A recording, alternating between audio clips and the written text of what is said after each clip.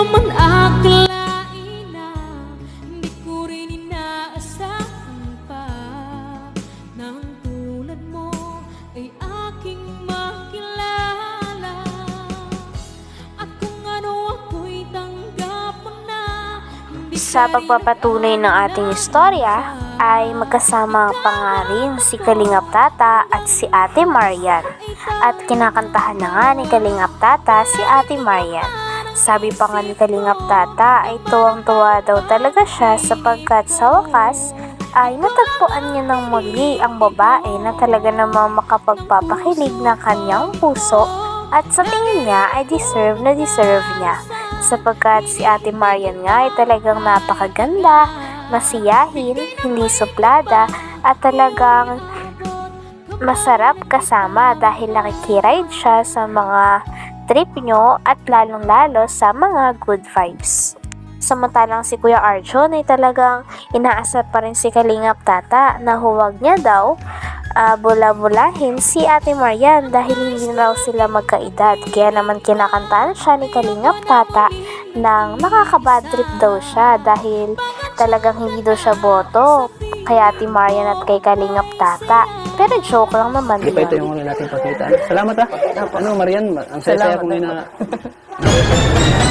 wala na kita. Sana Parang ko nabitiwan yung kamay. Panganay ka saan niya, Kuya Tats? Ha? Panganay ka saan niya? Ano panganay? Panganay! Nakakatandang kapatid. Sanay, Imagine ha, tingin niya sa akin, 31 pa lang ako. Oh, di ba? Di ba? Nakaka-bad trip ka na! Dibidiskarte pa ako.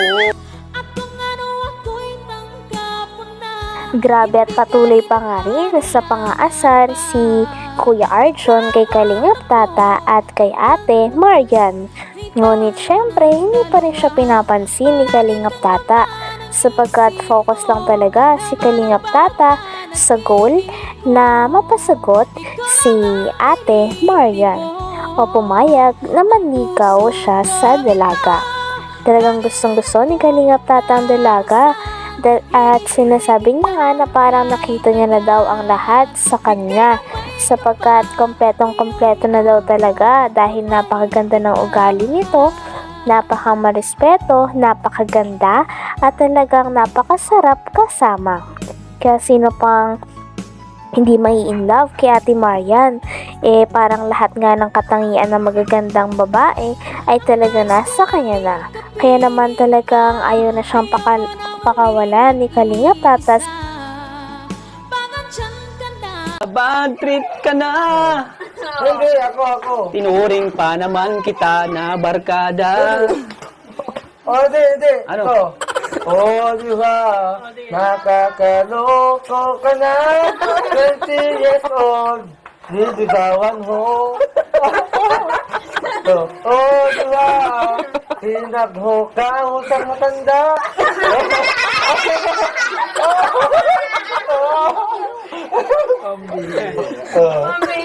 Ayan, thank you. Pasensya ka na sa kasama ko. Ganyan talaga yan. Pero ano to, mabait yan. Ganyan talaga kami dito pag nag-kilitan.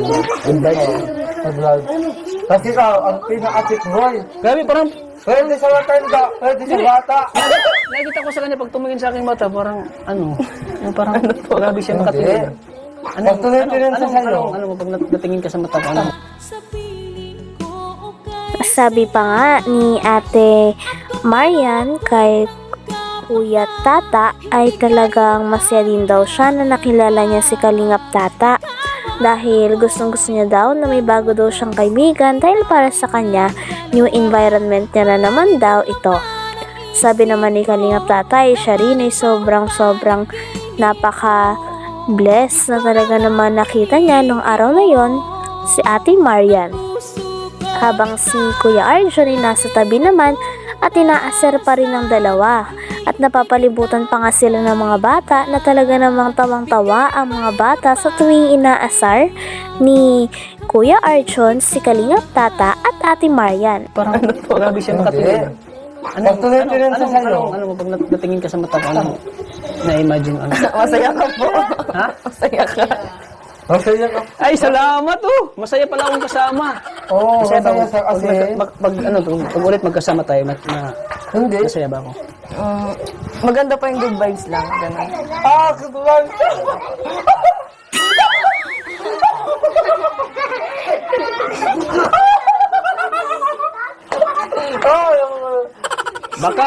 Baka soon hindi na good vibes. Oh, God. Love vibes na.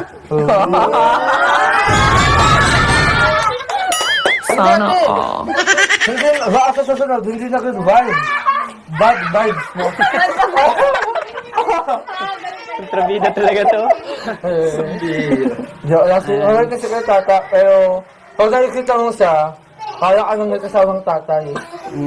Talagang pinapatunayan nga ni Kalingap Tata kay Kuya Arjun na walang sukatan na edad ang pagmamahalan. Sinasabi niya nga na kahit ang mga artista daw na napakatanda na nasa 60 years old ay nagkakaroon pa rin ng asawa na 16 years old. Kaya naman halimbawa lang ito para sa kanya ng pag-iibigan na walang sukatan.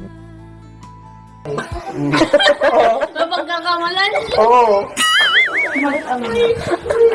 Sabi nga niya, bata pa ko tingnan. Oh, it's doesn't matter na ulit.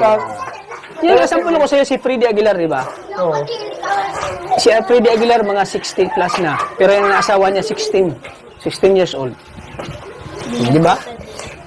Kasi Ganyan sila Aguilar. Ganyan yung ang love, walang pinipiling. Hindi. Kasi ano ang ubat sa Eddie Aguilar? Ano ang ubat sa Eddie Aguilar ganun? Pwede siya sa bata. Pwede siya sa matanda. Ganun ka rin. Oo nga. Oo. Tama, di ba? Pwede ka sa bata. Pwede ka sa matanda. Oo, pwede ako sa matanda, pwede ako sa bata. Okay, ako yung bata. Ayoko na. Kaya kung makatingin nga si ate, parang natutunan ako pag natingin siya. Tingin daw. Tingin daw sa aking mata daw. Tingin daw. Ko'y tinamaan, puso'y tinamaan, sadyang ikaw lang ang tanging dahilan. Ate, isang wala mo pagkaangat. Grabe at napakarami ang kinikilig sapagkat nagkakilala na nga talaga si Kalingap Tata at si Ate Marian. Talagang nakakakilig ang dalawa panoorin dahil si Kalingap Tata ay kitang-kita sa kanya na gustong-gusto niya din ang dalaga at si Ate Marian naman ay talagang go na go din sa mga banat ni Kalingap Tata.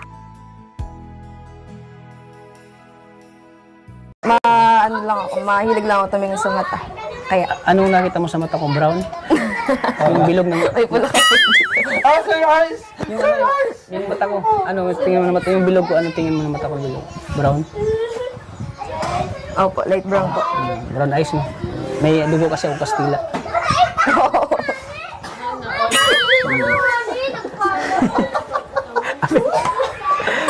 Apir ulit, apir.